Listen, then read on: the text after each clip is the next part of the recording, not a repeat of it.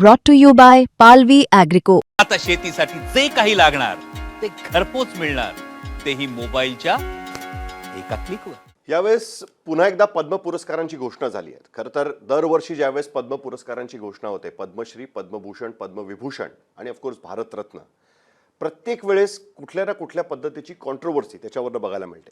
याही वेळेस 131 पद्म पुरस्कारांची घोषणा करण्यात आली आणि सरकारकडनं जी माहिती देण्यात आली त्यानुसार देशभरातल्या 84 जिल्ह्यांमधनं 39,000 नामांकनं त्याच्यासाठी आली होती. कारण पद्म पुरस्कारांसाठी तुम्हाला व्यक्तीचं नाव सुचवावं लागतं. त्यानुसार जी कमिटी असते केंद्र सरकारची, ती कमिटी निर्णय घेते आणि त्याच्यानंतर पंतप्रधान आणि राष्ट्रपती यांच्यामार्फत निर्णय घेऊन त्यांना पद्म पुरस्कार दिले जातात. सरकारकडनं असं सांगण्यात येतं आहे की आम्ही अशा 10 लोकांना पुरस्कार दिलेत, ते ज्या 10 जिल्ह्यांमधनं येतात त्यांना कधीही पुरस्कार, त्या 10 जिल्ह्यांमधनं कधीच कोणाला पुरस्कार दिला गेला नव्हता. आणि वेगवेगळी क्षेत्र आहेत याबद्दल तुम्हाला माहितीच आहे. पण यावेळची कॉन्ट्रोवर्सी फार इंटरेस्टिंग आहे आणि खरं तर गेल्या वर्षीपासूनच या पद्धतीच्या गोष्टींची सुरुवात झालेली होती. यावेळेस महाराष्ट्रामध्ये सुरुवात झाली आहे ती भगतसिंग कोश्यारींना जो पद्मभूषण पुरस्कार देण्यात आला आहे त्यावरनं कॉन्ट्रोवर्सी सुरू झाली आहे की ज्यांच्यावर महाराष्ट्रामध्ये छत्रपती शिवाजी महाराजांचा अपमान करण्याचा आरोप लागला होता आणि त्यांना त्यांची मुदत संपण्याच्या 1 दिवस आधी महाराष्ट्रातनं बदलण्यात आलं होतं, त्या भगतसिंग कोश्यारींना पुरस्कार कसा काय दिला जाऊ शकतो. आणि त्याहूनही महत्त्वाचं, महाराष्ट्र सत्ता संघर्षामध्ये जी कॉन्स्टिट्यूशन बेंच जे बसलेलं होतं 5 जजेसचं, त्यांनी ताशेरे ओढले होते भगतसिंग कोश्यारींच्या राज्यपाल म्हणून. त्यांनी ज्या पद्धतीने या सगळ्या संघर्षामध्ये त्यांची भूमिका होती त्यावरनं सुद्धा अनेक प्रश्न उपस्थित करण्यात आलेले होते. पण तो झाला राजकीय मुद्दा. त्याच्यावरनं शिवसेना युबीटीचे नेते संजय राऊत असतील किंवा इतर लोक त्याबद्दल बोलत आहेत. पण त्या पलीकडे सुद्धा काँग्रेसने एक आकडेवारी समोर ठेवली आहे आणि त्या आकडेवारीच्या माध्यमातून त्यांनी हे सांगायचा प्रयत्न केला आहे की सरकार पद्म पुरस्कारांमधनं विशिष्ट राज्यांमधल्या लोकांना पुरस्कार देऊन इलेक्शन्स कशी मॅन्युप्युलेट करता येतील ह्या दृष्टीने त्यांचा प्रयत्न कुठेतरी आहे का, हा त्यांनी एक प्रश्न त्याच्यामध्ये उपस्थित केलेला आहे.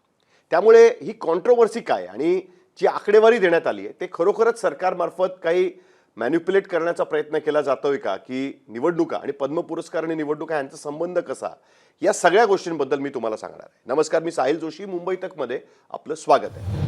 तर जसं मी सांगितलं, 84 जिल्ह्यांमधनं 39,000 नामांकनं आणि त्यातनं 131 पुरस्कार देण्यात आलेले आहेत. त्यामध्ये अनेक मोठे मोठे लोक आहेत ज्यांना पुरस्कार देण्यात आलेले आहेत.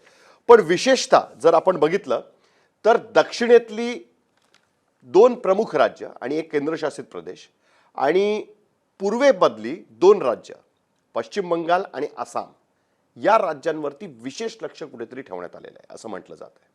त्याची आकडेवारी पण मी तुमच्या समोर ठेवणार. आणि ही 5 राज्य मी का म्हणतोय किंवा 1 केंद्रशासित प्रदेश मी का म्हणतोय, तर या राज्यांमध्ये 2026 मध्ये म्हणजे आता मे महिन्याच्या पासून विधानसभेच्या निवडणुका होणार आहेत.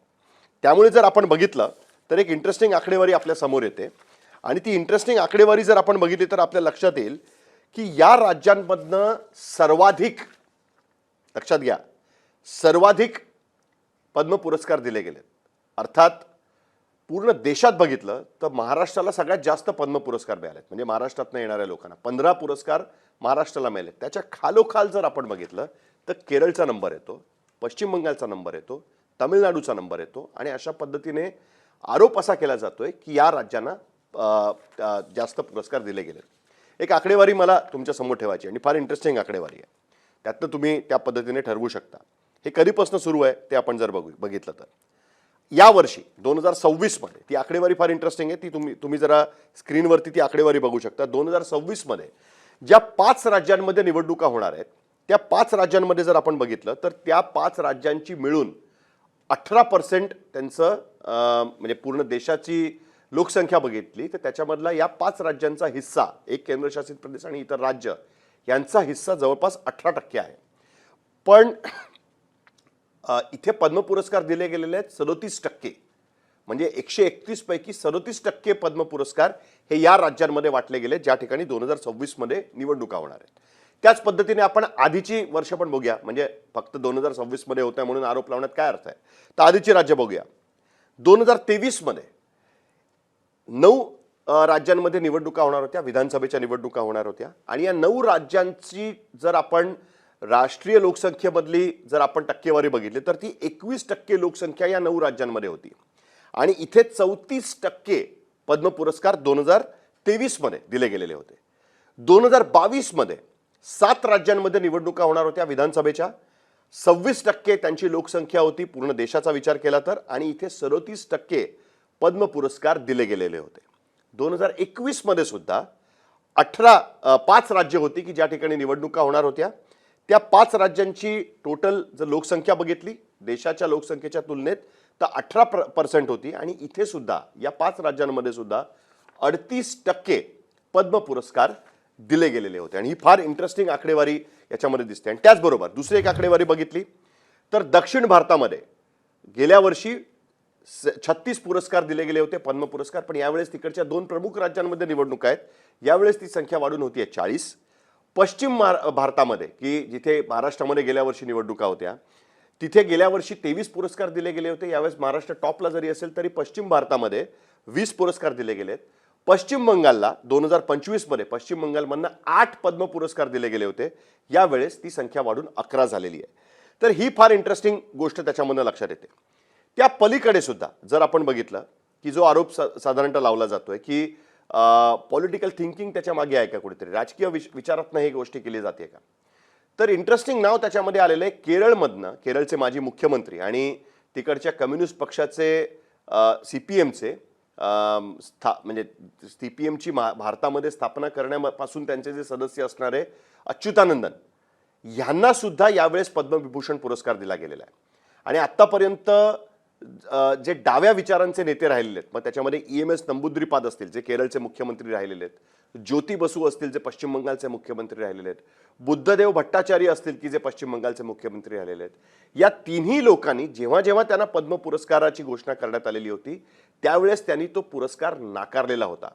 आता अच्युतानंदन यांच्या नातेवाईकांनी ते पुरस्कार स्वीकारतात की नाही स्वीकारत यावरती सगळ्या गोष्टी अवलंबून असतील, पण राजकारण त्यामध्ये असं बघितलं जात आहे की केरळसारख्या राज्यामध्ये जे हिंदू बहुल इलाके आहेत तिकडनं कम्युनिस्ट पक्षाला मोठ्या प्रमाणात मतदान होतं आणि त्यांच्या LDFला, आणि काँग्रेस प्रणित जी युनायटेड डेमोक्रॅटिक फ्रंट आहे UDF जी आहे त्यांना ख्रिश्चन आणि मुस्लिम डॉमिनेटेड भागातनं मोठ्या प्रमाणात मतदान होतं. त्यामुळे अच्युतानंदन यांना पुरस्कार देऊन कुठेतरी त्या वर्गाला टॅप करायचा प्रयत्न भाजप करते का, हा एक आरोप त्याच्यामध्ये केला जातोय. दुसरा केरळमधनं पुरस्कार देण्यात आलेला आहे तो वेलपल्ली नटेशन यांना, V नटेशन त्यांना असं म्हणतात. त्यांना पद्मभूषण पुरस्काराची घोषणा करण्यात आलेली आहे. त्यांच्यावरती आरोप असा लावण्यात आलेला आहे की मुस्लिम विरोधी मोठ्या प्रमाणात भाषणं त्या लोकांनी त्यांनी केलेली आहेत, आणि त्याचबरोबर V नटेशन हे हिंदू समाजातल्या इलावा नावाची एक जात आहे केरळमधली, त्यातनं ते येतात, आणि या जातीचं प्रमाण केरळमध्ये 22 ते 23% आहे. त्यामुळे त्या पद्धतीने सुद्धा त्याच्याकडे बघितलं जात आहे.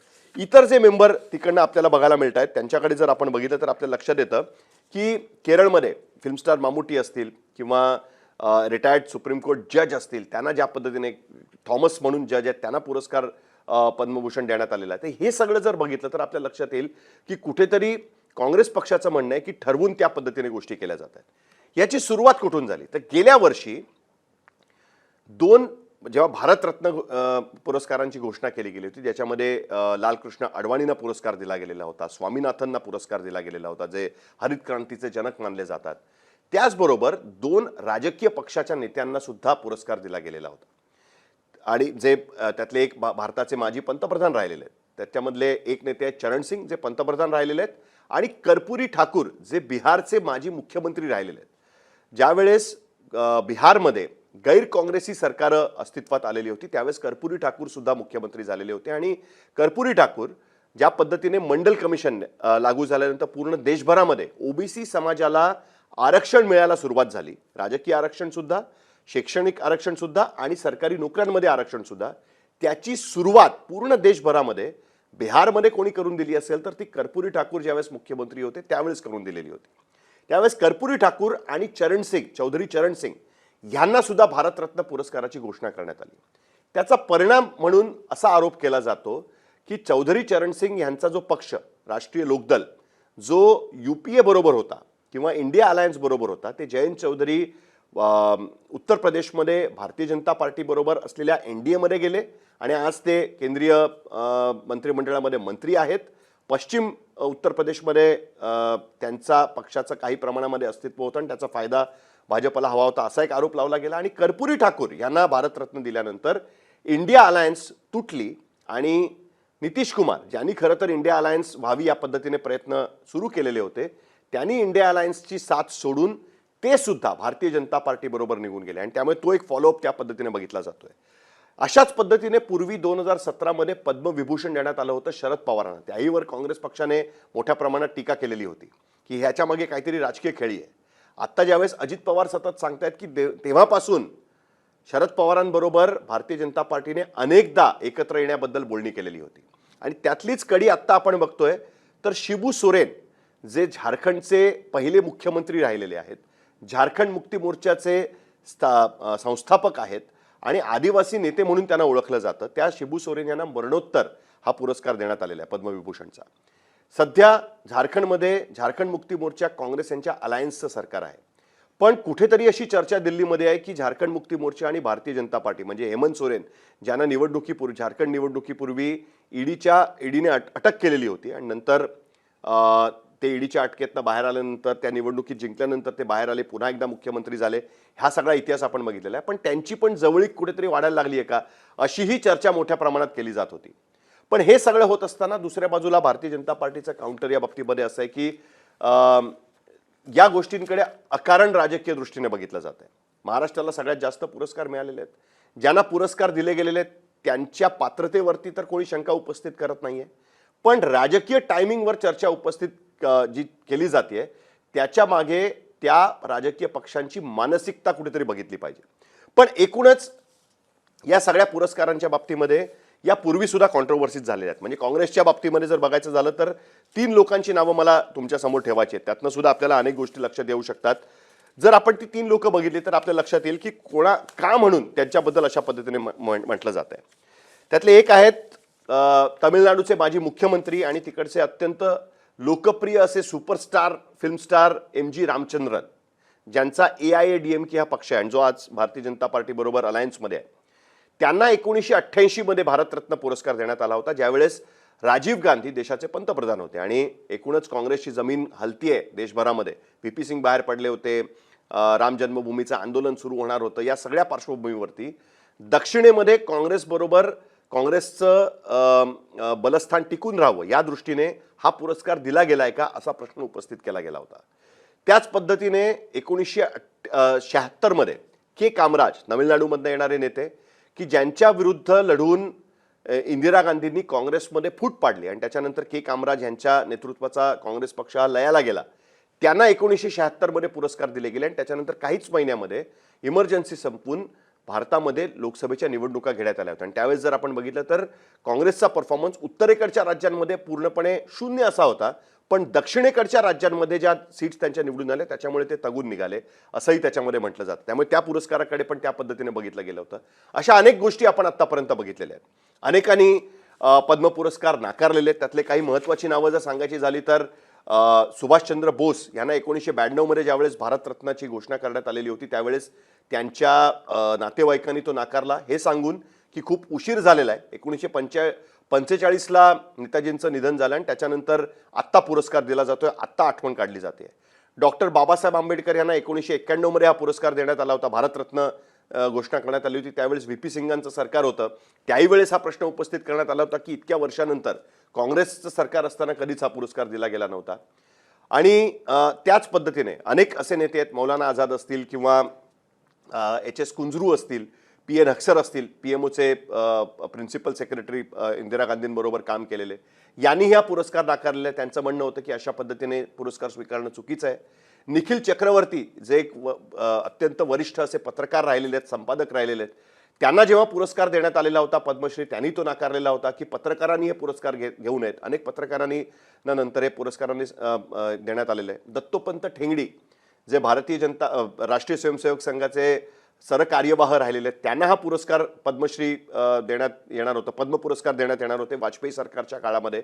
त्यावेळेस त्यांनी सांगितलं की जोपर्यंत हेडगेवार RSSचे संस्थापक आणि पहिले सरसंघचालक त्यांना हा पुरस्कार दिला जात नाही तोपर्यंत मी हा पुरस्कार स्वीकारणार नाही असंही त्यावेळेस सांगण्यात आलेलं होतं. त्यामुळे एकूणच पद्म पुरस्कारांच्या अवतीभोवती मोठ्या प्रमाणात कॉन्ट्रोवर्सी नेहमी राहिलेली आहे. पद्म पुरस्कारांचं चयन कसं केलं जातं, कशा पद्धतीने त्या निवड केली जाते, याबद्दल सुद्धा ही गोष्ट सुद्धा नेहमी गुलदस्त्यात राहिलेली आहे. पण त्यामागे कुठला ना कुठला राजकीय हेतू आहे याबद्दल मात्र नेहमीच चर्चा होत राहिलेली आहे. आणि त्यानिमित्ताने यावेळेस सुद्धा ही राजकीय चर्चा तुमच्या समोर ठेवण्याचा माझा प्रयत्न होता. हा व्हिडिओ तुम्हाला कसा वाटला हे तुम्ही कमेंट बॉक्समध्ये लिहून टाकू शकता. आणि त्याचबरोबर मुंबई तकचं यूट्यूब चॅनल तुम्ही अजून सबस्क्राईब केलं नसेल तर नक्की सबस्क्राईब करा. बेल आयकॉनवर क्लिक केलं तर तुम्हाला आमचे अपडेट्स मिळू शकतात. बघत राहा मुंबई तक.